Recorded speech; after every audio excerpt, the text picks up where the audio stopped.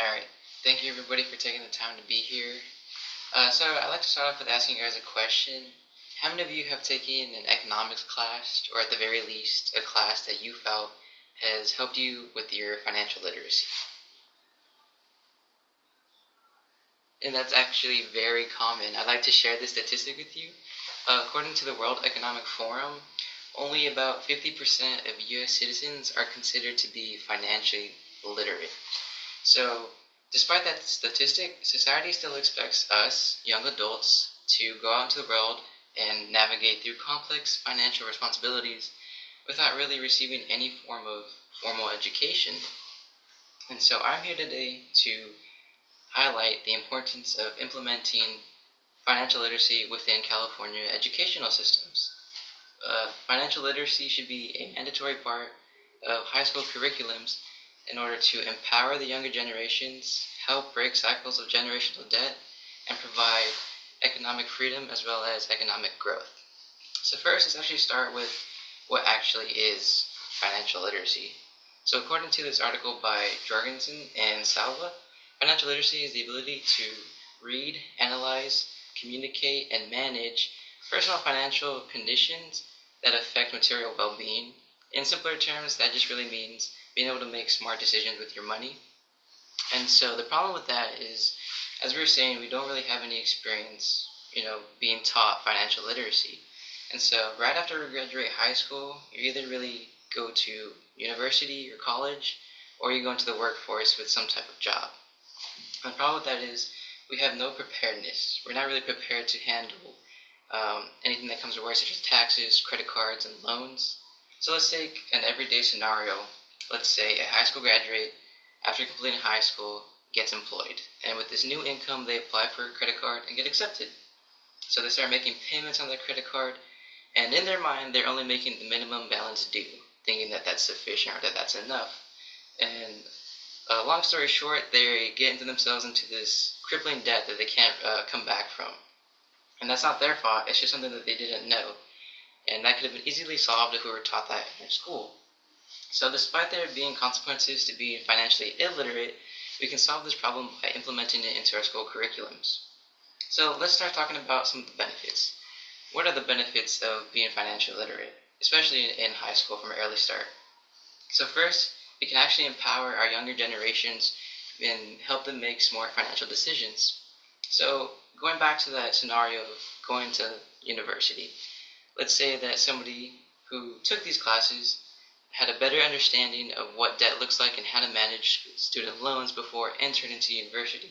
Then they can start and formulate a plan that will help them be debt-free by the time they graduate college. And then going on to how it can break generational cycles of debt. Especially here in the US, there's a wide diversity of families and immigrant families that come here seeking better job opportunities, but yet they're left being financially illiterate and then go on to make poor financial spending decisions, which then are passed on to their children. So we can break this cycle by directly teaching the younger generations or their children that can then reciprocate this financial literacy onto their parents and help them break out of that cycle.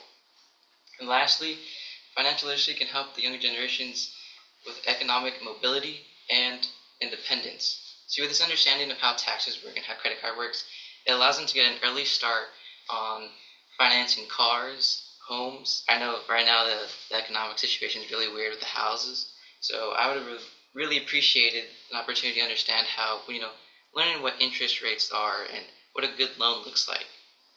Then moving on to how we can actually start implementing this into our school curriculums. So there's actually already a bill called AB 2927 that would make financial literacy classes mandatory in order to graduate California. However, this isn't going to start being into effect until the year 2031. So that bill still needs your support and your advocacy to get an early start into our educational systems. I would like to share with you a visual real quick. It's not that these classes aren't already in effect. If you see here, this is according to the Center for Financial Literacy. They kind of give, here, I'll give you some context. They do like a grade report per state in their efforts towards getting financial literacy out to their students. And so just like we get A's, B's, C's, and D's, so do these states. Going back to that visual, we can see that California is in a red area. They actually received an F in their efforts for financial literacy, whereas other states such as Texas got a B and Utah got an A. And the only main difference is that Utah and Texas actually require their high school students to take a financial literacy class before they graduate. Whereas California, it's not required to graduate. It's not even required to be offered. So, just as you have electives to fill out and select, California is a state that doesn't require that. So, there's really no effort here being put into financial literacy onto the students. So, let's just wrap up here. Financial literacy should not be a luxury. It should be a necessity that is readily available to everybody. By exploring the importance of implementing financial literacy in our curriculums, also exploring the benefits and setting an outline curriculum, we can see how this initiative can empower young adults, break cycles, and promote financial independence. Although financial literacy is a problem within our society, it is solvable, but it requires your help. So by supporting and advocating for this initiative, you can ensure that your children and future generations are given the tools to thrive financially.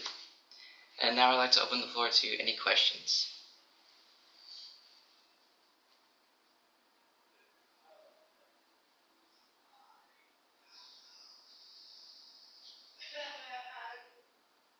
Yeah, go ahead. What would you, based on your research, what would you say would be an easy way to start being financially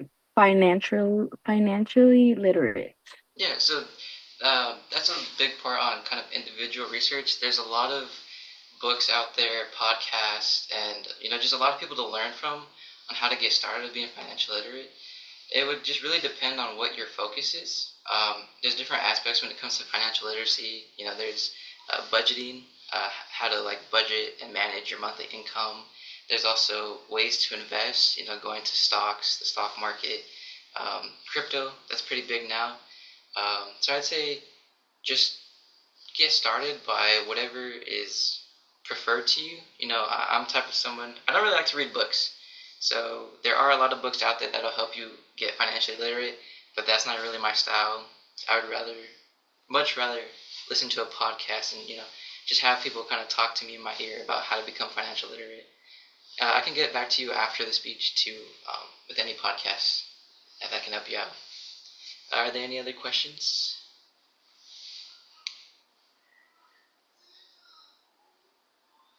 Yeah. So I'm going back to the question that you asked us. Did you get to experience a financial class in high school? And if you did or you didn't, how did it affect you? Yeah, so I didn't have the opportunity to do so in high school, but I did recently have the opportunity last semester to take an economics class. I would say prior to taking that class, I was really kind of stuck in how to advance financially. You know, um, Part of the college experience for me was learning how to be independent. Purchase my own groceries, but at the same time pay a phone bill. And you know, I didn't really have a plan or a structure to handle these responsibilities. But after taking the economics class, it kind of opened my eyes and allowed me to really just to be smarter with my money. And I don't have to stay in my current economic status forever. Through that class, I was kind of able to learn how to, going back to the idea of economic mobility, how to kind of move into a higher class and how to manage my money better and, kind of generate more wealth over time. Because I think I had this misconception that I had to make more money now when I realized you make more money over time. All right. Any last questions before I end the session? All right. Well, thank you everybody for your time. I greatly appreciate you being here.